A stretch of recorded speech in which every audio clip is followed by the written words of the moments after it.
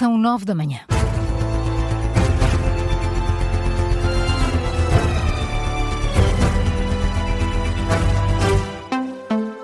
Começamos este jornal pela autarquia de Mirandela, que ainda está a fazer o levantamento dos prejuízos do incêndio que atingiu o concelho. O presidente da Câmara, Vítor Correia, pede mais medidas de prevenção. Tal como ontem também pediu o presidente da República, António José Seguro, exigiu ao governo mais trabalho na prevenção e alertou para falhas que se arrastam há anos, sobretudo depois dos incêndios de 2017. As declarações do chefe de Estado foram feitas na cerimónia dos 150 anos dos Bombeiros da Guarda. Ora, o presidente da Câmara Municipal de Mirandela, Vítor Correia, concorda com as palavras de António José Seguro, nomeadamente nos cuidados a ter com os terrenos abandonados. Nós temos que perceber porque é que o terreno, porque é que algumas questões não são devidamente tratadas. Nós sabemos que há muito abandono das terras, por várias razões, porque não há garantia de rentabilidade da produção, mas quem não trata as terras, se não trata as terras, pode efetivamente vendê-las, cedê-las, alugá-las a quem depois pode tratar. Portanto, isso pode ser aqui também uma das formas de nós ultrapassarmos isso.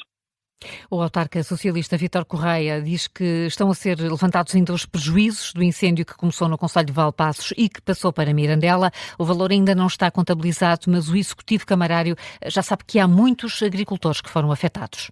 Foram consumidos 5.800 hectares, mas 1.800 deles da área agrícola, de olival, vinha, assuntos que muito se relacionam com a economia diária das nossas populações. Neste momento apenas temos a área ardida, não temos ainda a avaliação dos prejuízos em termos de valores, mas estamos juntamente a Câmara Municipal de Mirandela, mais a CCDRN, que logo no primeiro momento se disponibilizou à semelhança do incêndio do ano passado, para fazer equipas que venham aqui dar o apoio e para que os prejuízos possam ser ressarcidos o mais rápido possível, porque os agricultores precisam disso mesmo.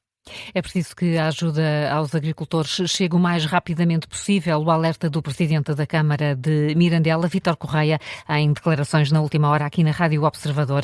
Junta-se agora neste noticiário Sérgio Costa, é presidente da Câmara da Guarda, um concelho também muito afetado pelos incêndios deste verão. Muito bom dia, Sérgio Costa. A autarquia já começou a fazer o levantamento dos prejuízos e no início o senhor antecipou centenas de milhares de euros de prejuízos. Confirma-se esta ordem de valores?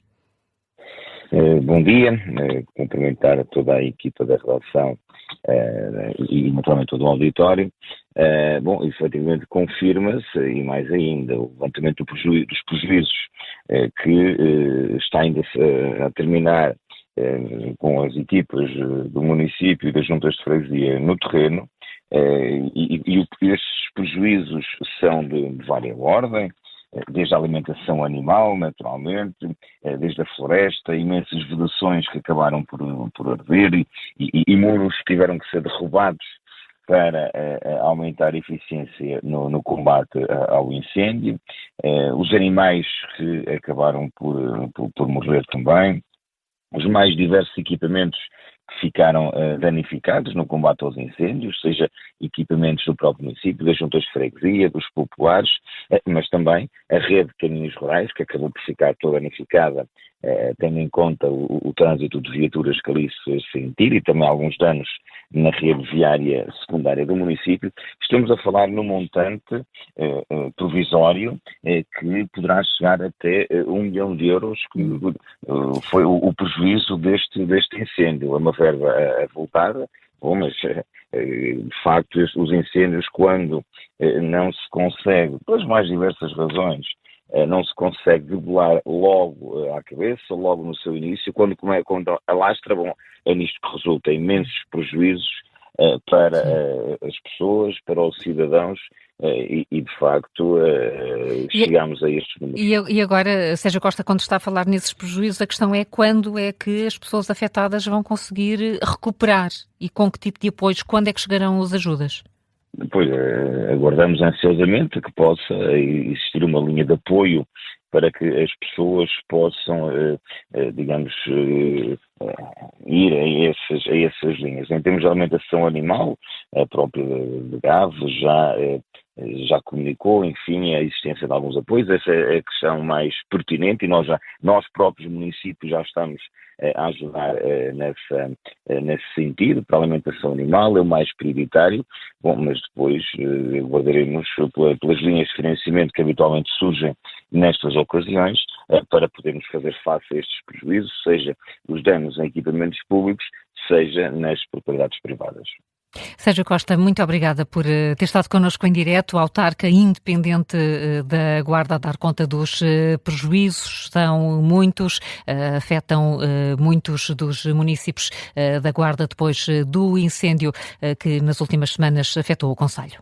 O Ministro da Economia garante que vai ser possível executar tudo o que está previsto no PRR até 31 de agosto, prazo final. Manuel Castro Almeida faz um balanço positivo do processo nesta reta final e nega também que tenham sido sacrificados projetos ou devolvidas verbas. Recentemente, o Presidente da Comissão de Acompanhamento alertou para riscos de incumprimentos e de atrasos nos pagamentos.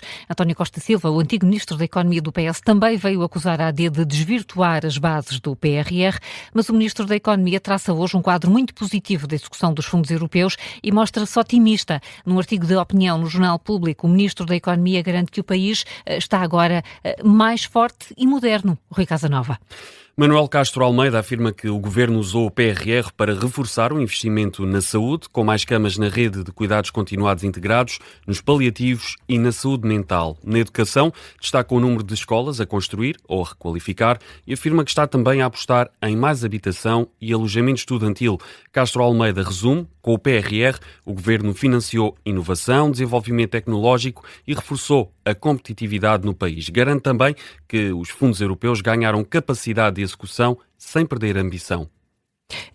Neste cenário, Rui, o Ministro critica aquilo que descreve como uma nova narrativa, que é a de que o sucesso da execução do PRR foi alcançado através de reprogramações e de ajustamentos que deixaram vários projetos pelo caminho. Sim, o Ministro da Economia considera essa tese enganadora, explica que substituiu, sim, investimentos impossíveis de concretizar dentro dos prazos por outros igualmente necessários.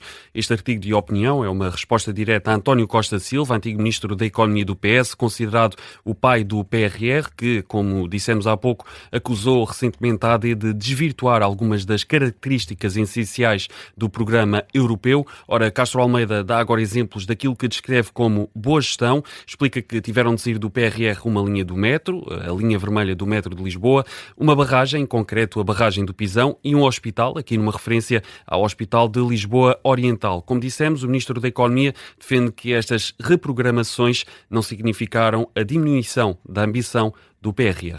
Rui Casanova, com o artigo de opinião do Ministro da Economia no Jornal Público, a fazer um balanço positivo da execução do PRR, agora na reta final. O prazo final para a aplicação dos fundos europeus termina a 31 de agosto. São 9h08, já a seguir o explicador sobre a lei do retorno com Madalena Cordeiro do Chega e Filipe Pinto do Livre. Primeiro, Carla, que outras notícias estão em destaque esta hora?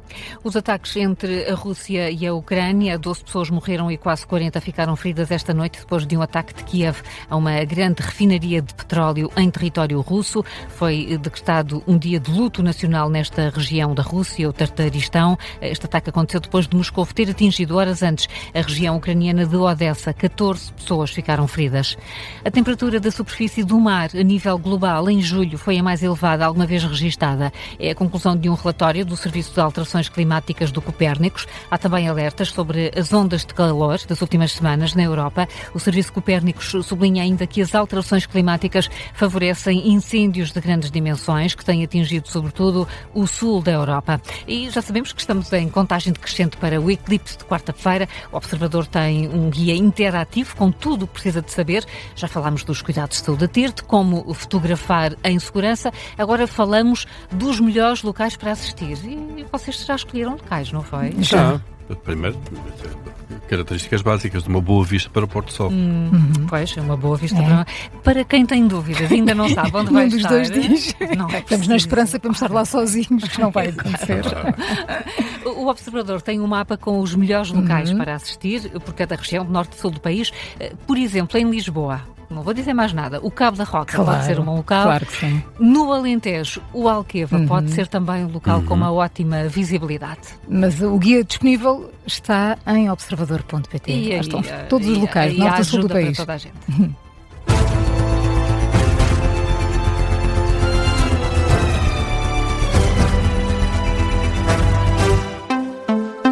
Este programa tem o apoio de BetClick.